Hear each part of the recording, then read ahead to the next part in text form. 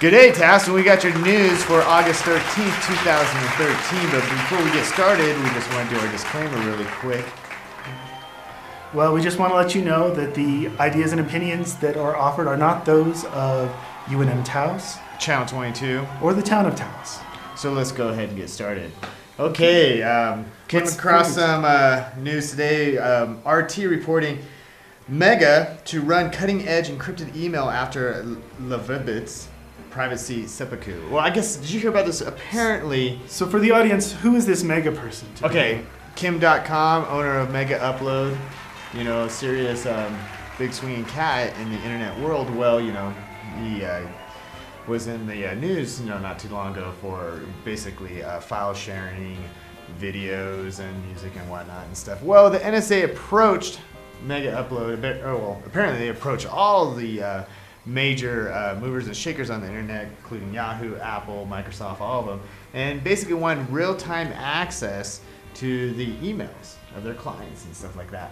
Well, rather than do that, the CEO of Mega CEO right now, Vikram Kumar, anyways, he decided to do basically a seppuku, a corporate suicide, and destroy the whole entire database and stuff like that. So they are not going to be complicit in any kind of charges brought against Americans through this big NSA, you know, suite. Anyways, it doesn't. I mean, in a way, it makes sense.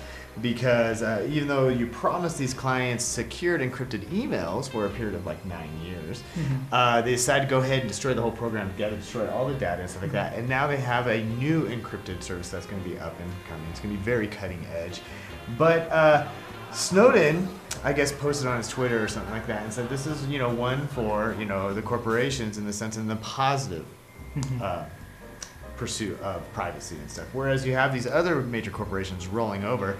Here, this corporation decided to do the opposite and not lay down with the NSA. Well, they didn't comply, but the only option that they had in order to not comply was to completely close their business. Seppuku.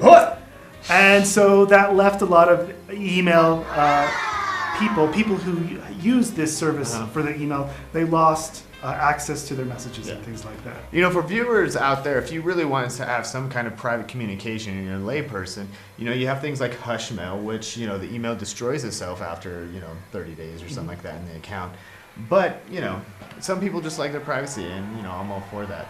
So moving on down, did you hear about Elon Musk to outline Hyperloop idea in California?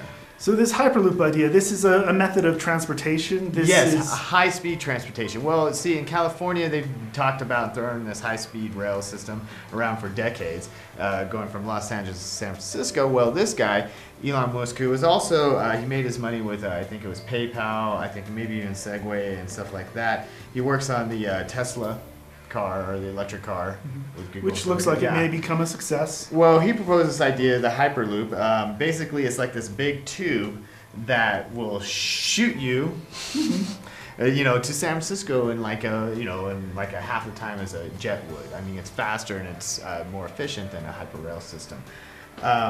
You know, he ran this idea over a conversation last week at the Google Hangout with Richard Branson, and we know him. I mean, he has this little spaceport down in, what is it, White Sands, you know, so he's all game for new ideas and stuff. But Elon Musk says if no one else picks up this idea, he will pursue it. But it sounds like a great solution for transportation in California. I mean, they need to do something like this in this state. I mean, and why don't they go towards light rail, high-speed rail system instead of this? The Hyperloop. Well, it's just not as cost-effective. And honestly, they've been rolling around this idea for like over a decade now, or 2 decades. If you haven't done it now, I mean, you know, technology's changed, you know, what have you. Anyways, this man believes that that is a solution for, you know, transportation between San Francisco and Los Angeles. Got anything going on in the news? I have one of the most important stories to come across my phone today, which was there was a baby who's named Messiah. And the judge changes the child's name. So. The judge. What country is this? And what state? The U.S. This is the U.S. Wait, the judge changed the child's name from Messiah to what? Well, it was going to be Jesus Christ. Oh, that's too strong. Right? Coming on too heavy, huh? I mean, Jesus Cristo. I mean, there's a lot of Jesus out there. So what state is this, and where is this at? It's a story by the Huffington Post, and whoever, if you want to, let's move on. What's Okay, the move next on. story? Move on. Next story. Let's see. I guess some troubles in Saudi Arabia. I mean, a lot of unhappy protesters. Apparently, forces cracked down. You know, with dissenters in Saudi Arabia, they rounded up about 30,000. You know, protesters or whatnot and stuff. The people just are kind of fed up with the whole little monarchy thing going on over there. I mean, they're demanding democracy, things like that, freedom of expression, probably release of political prisoners. But you have any take on that? Why would people want Those things. those sorts of freedoms? I know. Did you hear about this? This is a pretty uplifting story. A man named Gavin Maitland, who received a lung transplant 5 years ago. Yeah. Okay, in order to celebrate his transplant, he decided to swim from Alcatraz to San Francisco. But he did it with his two children, 11 and 13, a daughter and son, and they trained for like 8 weeks to do this. So, but they did it. Can you imagine that? A father and daughter, son, total group, swimming from Alcatraz, San Francisco on a transplanted lung. I mean, it's pretty amazing. I mean, the only other person I thought who could have done that was Clint Eastwood? Escape from Alcatraz. I mean, didn't he do it?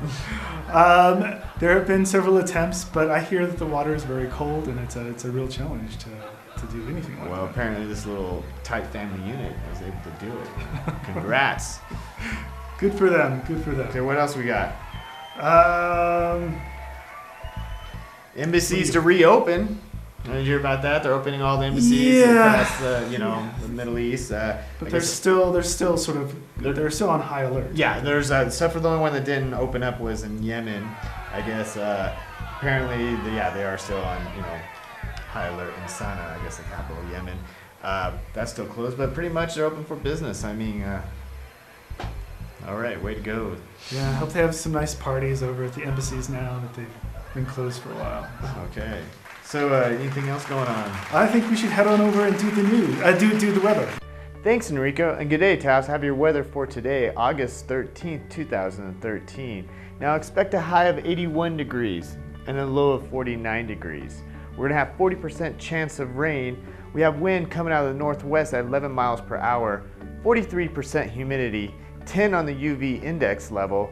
We have sunrise at 6:18 in the AM and moonrise at 1:02 PM, and we are in the waxing crescent phase of the moon. Now on to events with Enrico. Thanks, Robert. And here are the events for today. First off, there is a pool tournament over at the Midtown Lounge. It runs from 7 p.m. to 10 p.m. So Midtown Lounge is over at Arroyo Hondo, and go ahead and see how well you do.